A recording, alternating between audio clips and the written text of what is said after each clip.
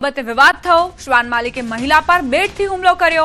મહિલાના માથામાં બેટના ફટકા માર્યા। મહિલાના પતિએ આરોપી પર આક્ષેપ લગાવ્યા છે। ઘરની બહાર શ્વાનને શૌચ કરાવતા હોવાનો દાવો। મહિલાએ વિરોધ કરતા આરોપી ઉશ્કેરાયો। આરોપીએ મહિલા પર જીવલેણ હુમલો કર્યો। મહિલાને લોહી લુહાણ હાલતમાં હોસ્પિટલ લઈ જવાઈ। પોલીસે આરોપીની અટકાયત કરી છે।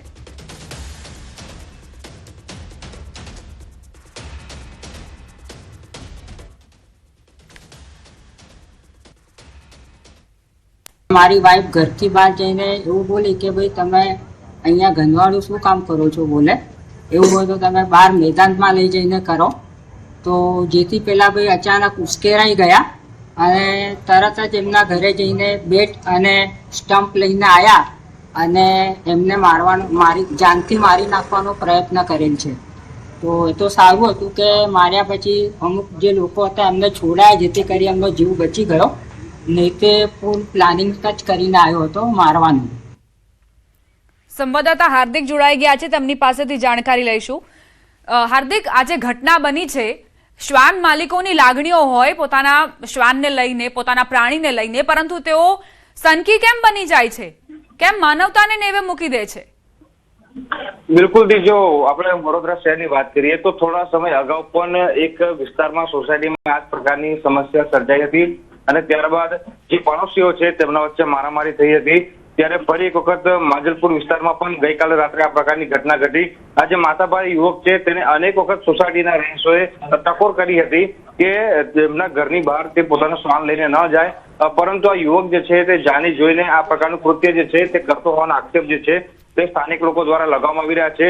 અગાઉ બોલાચાલી થઈ હતી, પરંતુ ગઈકાલે તો આ યુવક એ હદે ઉશ્કેરાઈ ગયો કે એક મહિલા જે છે તેના મોઢાના ભાગે અને માથાના ભાગે બેટના ફટકા મારી દીધા અને મહિલા જે છે તે ગંભીર રીતે ઇજાગ્રસ્ત થઈ ગઈ।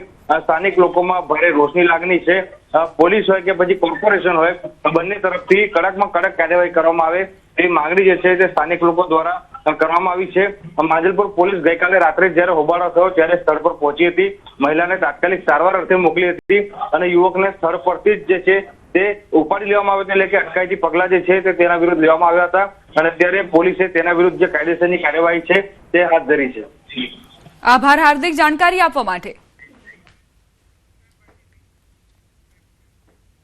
મોટી માત્રામાં શંકાસ્પદ ઘીનો જથ્થો ઝડપાયો છે।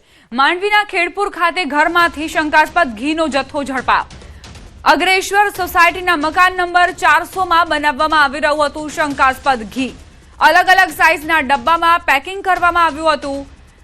ઘી યદુગીરી બ્રાન્ડના નામથી પેક કરાયું હતું।